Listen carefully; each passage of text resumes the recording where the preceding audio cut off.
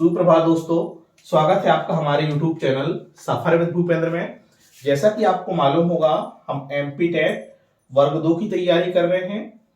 MP TET वर्ग 2 के अंतर्गत आज का हमारा टॉपिक रहेगा सरल रेखा के बारे में हम देखेंगे, जिसे आप स्ट्रेट लाइन कहते हैं। सबसे पहले सरल रेखा के अंतर्गत हम सरल रेखा का व्यापक समीकरण देखेंगे। हम ये जान रही सरल रेखा का जो व्यापक रूप होता है वो देखिए क्या होता है। सरल रेखा का जो व्यापक रूप होता है वो होता है आपका ax plus B Y plus C बराबर 0। ये आपका सरल रेखा का व्यापक रूप कहलाता है। क्या कहलाता है? सरल रेखा का व्यापक रूप कहलाता है ax plus B Y plus C बराबर 0। ठीक है, चलिए अब यदि सरल रेखा के व्यापक रूप में ढाल देखें कि आपका ढाल क्या है, तो देखिएगा ढाल जिसे आप क्या कहते हैं, सिलोप भी कहते हैं। क्या कहते हैं? सिलोप। तो ढाल बराबर होते हैं माइनस ए बटे बी।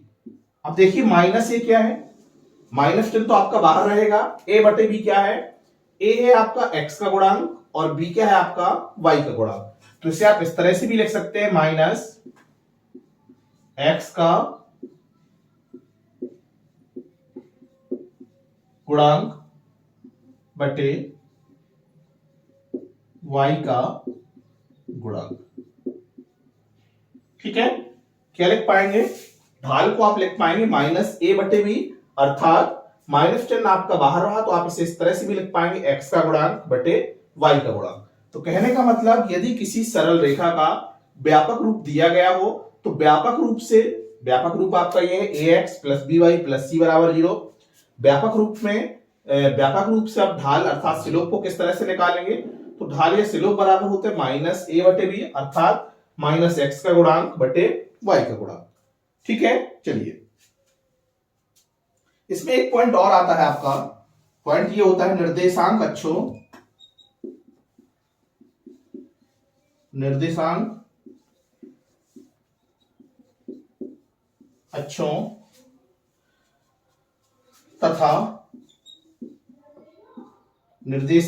तथा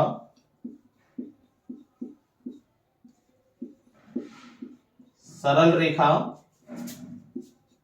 ax plus B Y plus C द्वारा निर्मित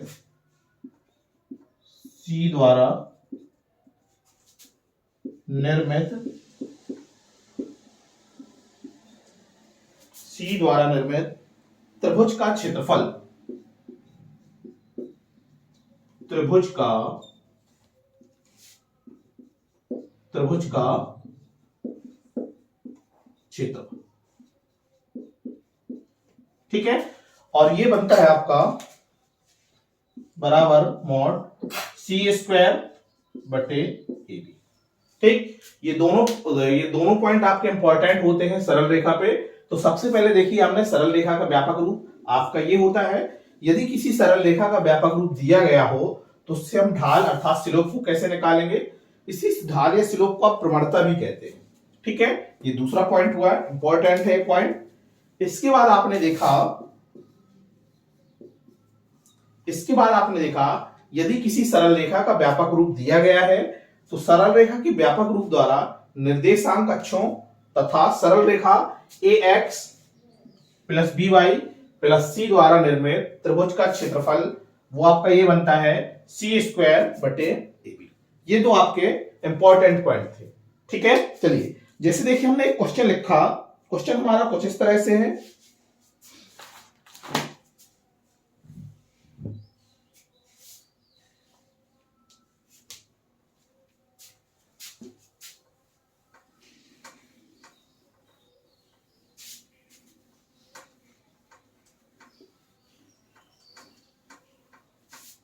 क्वेश्चन आपका कुछ इस तरह से,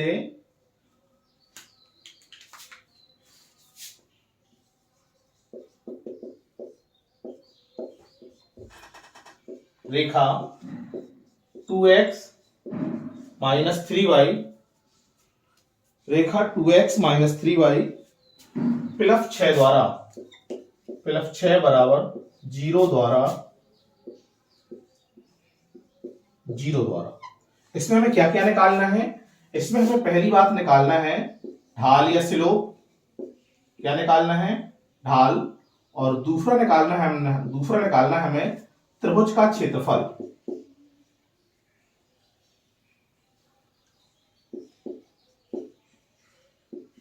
निर्देशांक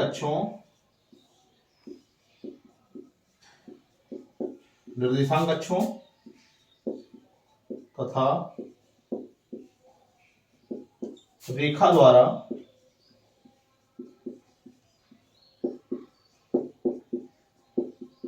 निर्मित त्रिभुज का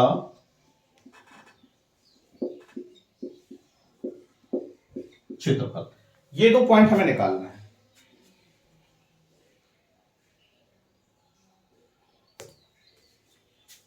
ठीक है, चलिए सबसे पहले देखिए हम ढाल को कैसे निकालते हैं। यदि हम ढाल की बात करें, ढाल या इसी को हम क्या कहते हैं? स्लोप भी कहते हैं। स्लोप तो ये हो जाता है हमारा -a/b। ठीक है, जहां पे -a क्या रहता है? a होता है आपका x का गुणांक और b होता है आपका y का गुणांक। ठीक, देखिए आप ढाल कैसे निकालेंगे। ये हो जाएगा x का गुणांक क्या है? 2 है। y का गुणांक क्या है आपका? 3 है। तो -3 ये आ जाएगा और ढाल आपको फाइनली कितना मिल जाएगा? 2/3। ये आपका क्या हो गया? ढाल हो गया। ठीक, दूसरा है आपका, दूसरा पॉइंट देखिए, दूसरा पॉइंट है आपका निर्देशांक अक्षों तथा रेखा द्वारा निर्मित त्रिभुज का क्षेत्रफल। तो देखिए क्या होगा, ये हो जाएगा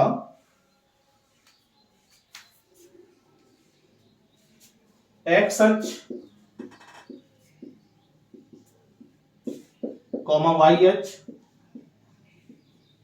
x अक्ष कॉमा y अक्ष तथा रेखा, ये रेखा जो दी गई है 2x - 3y + 6 = 0 द्वारा निर्मित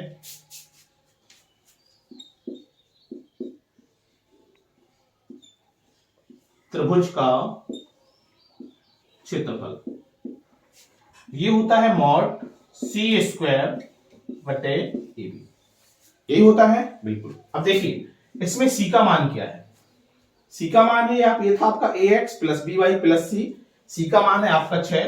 तो 6 का आप वर्ग करेंगे बटे कितना? ab। a का मान कितना है? 2 और b का मान कितना है? -3। कोई दिक्कत नहीं यहां तक। इसके बाद देखिए आपको कितना मिल जाएगा? 36 मिल जाएगा और बटे में कितना आ जाएगा? -6 आ जाएगा। 6 से आप काटेंगे तो कितना मिलेगा? 6। मॉड बाहर है, इस वजह से क्षेत्रफल कितना आएगा? पॉजिटिव आएगा।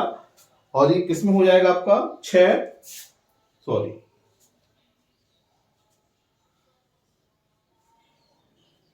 ये फॉर्मूले में आपका 2ab था। क्या था? c²/2ab। सॉरी, हमने गलती की, 2ab। ठीक, तो यहां पे देखिए क्या हो जाएगा, 2 तो आपका जो का त्यों रहेगा।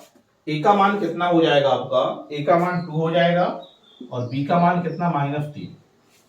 4 तिया 12, माइनस का 12 और फाइनली कितना आ जाएगा? 3 वर्ग इकाई आ जाएगा। ठीक है, ये क्या हो जाएगा आपका? ढाल और निर्देशांक अक्षों तथा रेखा द्वारा निर्मित त्रिभुज का क्षेत्रफल हो जाएगा। तो आज यहीं तक, इसके बाद कल नहीं। Thank you.